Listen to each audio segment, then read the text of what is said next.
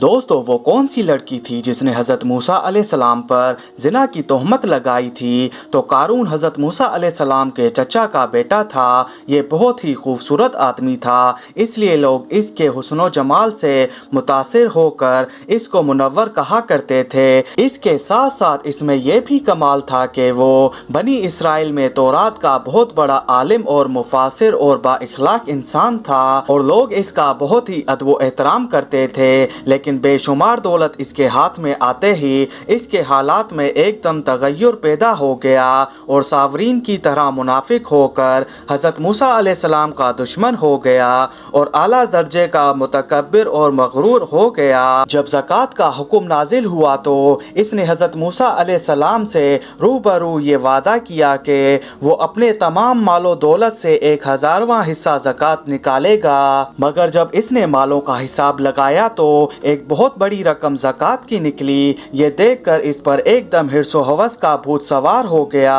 اور وہ نہ صرف زکوٰۃ کا منکر ہو گیا بلکہ عام طور پر بنی اسرائیل کو بھڑکانے لگا کہ حضرت موسیٰ اس زکوٰۃ کے بہانے تمہارے مالوں کو لینا چاہتا ہے، یہاں تک کہ حضرت موسیٰ اور لوگوں کے درمیان نفاقت ڈالنے کے لیے اس خبیث نے یہ گندی اور گھنونی چال چلی کہ ایک عورت کو بہت زیادہ مال و دولت دے کر آمادہ کر لیا کہ وہ آپ پر بدکاری کا الزام لگائے۔ چنانچہ اس وقت جب حضرت موسیٰ علیہ السلام واضح و نصیحت فرما رہے تھے، قارون نے آپ کو ٹوکا کہ فلاں عورت سے آپ نے بدکاری کی ہے، نعوذ باللہ۔ حضرت موسیٰ علیہ السلام نے فرمایا کہ اس عورت کو میرے سامنے لے آؤ۔ چنانچہ جب وہ عورت بلائی گئی تو حضرت موسیٰ علیہ السلام نے فرمایا کہ اے عورت، اللہ کی قسم جس نے بنی اسرائیل کے لیے دریا پھاڑ دیے اور عافیت کے ساتھ دریا پار کروا کر فرعون سے نجات دی، سچ سچ کہہ دے واقعہ کیا ہے؟ حضرت موسیٰ علیہ السلام کے بلانے سے عورت ڈر گئی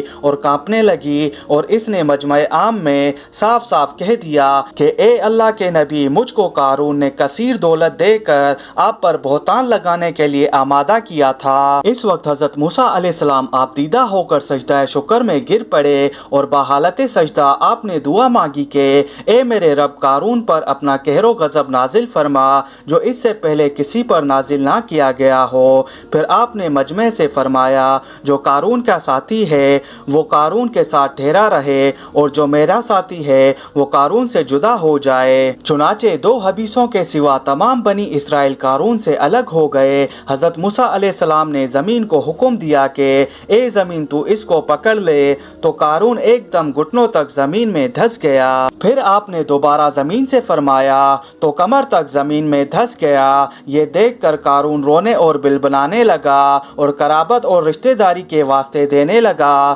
مگر آپ نے اس کی کوئی نہ سنی، یہاں تک کہ وہ بالکل زمین میں دھس گیا۔ 2 منحوس آدمی جو قارون کے ساتھی تھے کہنے لگے کہ حضرت موسیٰ نے قارون کو اس لیے دھسا دیا تاکہ قارون کے مکان اور اس کے خزانوں پر قبضہ کر لے۔ اس پر حضرت موسیٰ علیہ السلام نے دوبارہ اللہ سے دعا مانگی کہ قارون کا مکان اور خزانہ بھی زمین میں دھس جائے۔ چنانچہ قارون کا مکان جو سونے کا تھا، اس کا سارا خزانہ سبھی سمیت زمین میں دھس گیا۔ اس کو قرآن کی زبان سے سنیے۔ اللہ تعالیٰ کا ارشاد ہے، ہم نے قارون کو اتنے خزانے عطا کیے تھے کہ ان خزانوں کی کنجیاں ایک مضبوط اور طاقتور جماعت مشکل سے اٹھا سکتی تھی، مگر اللہ کے حکم سے انکاری ہو کر اللہ تعالیٰ نے اس سے وہ سب چھین لیا۔